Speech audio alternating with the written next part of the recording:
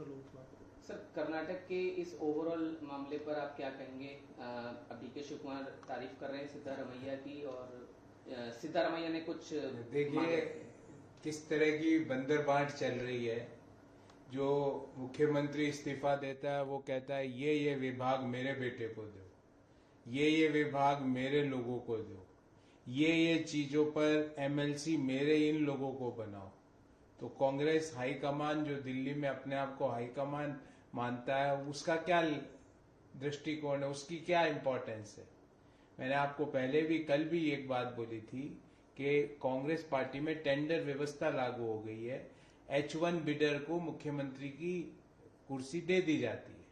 तो सिद्धारमैया जी H1 को match नहीं कर पाए तो उन्हें इस्तीफा देना पड़ा, पर वो इस्तीफा देते देते भी और कर्नाटक के लोगों के विकास के लिए कुछ नहीं मांग रहे। कर्नाटक के लोगों को किस तरह और ताकत दी जाए, कर्नाटक को किस तरह जो सिलिकॉन वैली का खिताब था उसको और सुदृढ़ किया जाए, इसके बारे में कुछ नहीं मांग रहे। वो कह रहे मेरे बेटे को सेट करो। यही परिवारवाद और वंशवाद की राजनीति है, और इस राजनीति की जेनेसिस, इस राजनीति की जननी कांग्रेस पार्टी है। देश के अन्य राज्यों से ये राजनीतिक मॉडल रिजेक्ट हो चुका है। जिस तरह यूपी, बिहार, बंगाल, आसाम से कांग्रेस चुनाव दर चुनाव साफ हो गई, अब आने वाले चुनावों में कर्नाटक से भी कांग्रेस साफ हो जाएगी। उधर सर, केरल को लेकर प्रश्न है। पिनरई विजयन ने एक बार फिर से वंदे मातरम की पंक्तियों को लेकर कुछ बातें कही हैं। अब वंदे मातरम से अगर किसी को कष्ट हो रहा है तो मुझे लगता है कि उसको अपने आप से पूछना चाहिए कि क्या वो भारत का नागरिक है कि नहीं। हमारे राष्ट्रगीत पे खड़े होने पे किसी को कष्ट हो रहा है तो मुझे लगता है कि वो अंतरात्मा से भारतीय नहीं है, उसके मन में देश के प्रति प्रेम, निष्ठा नहीं है। किसी व्यक्ति को वंदे मातरम में राजनीति दिखती है तो अपना चेहरे पे पानी की छपके मारे और सोचे कि क्या ये भारतीय नहीं होने का सबूत है। जो व्यक्ति वंदे मातरम पर सवाल पूछता है, उस पे खड़े होने पर आपत्ति जताता है, वंदे मातरम भारत के हर व्यक्ति के दिल में राष्ट्र प्रेम की भावना को जगाता है। वंदे मातरम हर 140 करोड़ देशवासियों के दिल में देश के प्रति सर्वस्व समर्पण करने की भावना को जागृत करता है। उसमें अगर किसी व्यक्ति को कोई समस्या है तो मुझे लगता है उस व्यक्ति को अपने आप से आईने के सामने खड़े होकर पिनरई विजयन साहब को पूछना चाहिए कि क्या वो भारतीय है, क्या उनके प्रति देश, उनके मन में देश के प्रति प्रेम है, क्या उनके प्रति भारत माता के प्रति श्रद्धा है। इन सवालों का जवाब उन्हें स्वयं को पूछना चाहिए।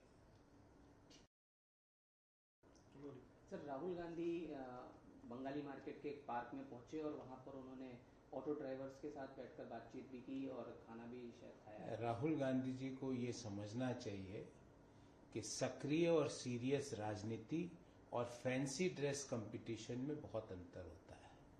ऑटो रिक्शा ड्राइवर के शर्ट पहनने से उनकी तकलीफें राहुल गांधी जी नहीं समझ सकते।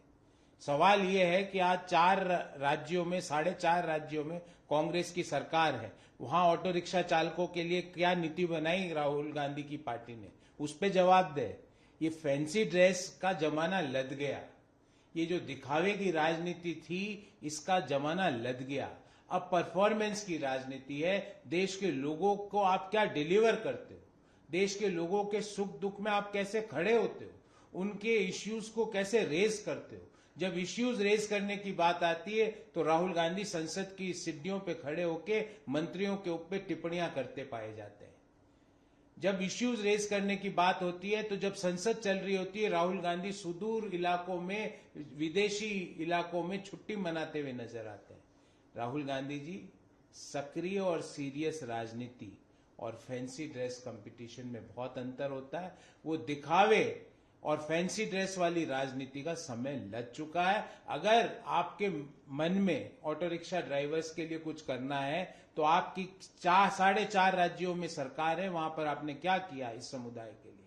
हाँ, हम गर्व से कहते हैं हमने बॉटम ऑफ पिरामिड के लिए काम किया, हमने 28 करोड़ लोगों को गरीबी से बाहर निकालने का काम किया, हमने 57 करोड़ नए बैंक खाते खुलवाने का काम किया जिसमें 3 लाख करोड़ रुपए का डिपॉजिट है, हमने 52 करोड़ मुद्रा लोन के विड्रॉल डिसबर्समेंट किया जिसमें 30 लाख करोड़ का डिसबर्समेंट हुआ, उसमें से लाखों ऑटो रिक्शा ड्राइवर भी है।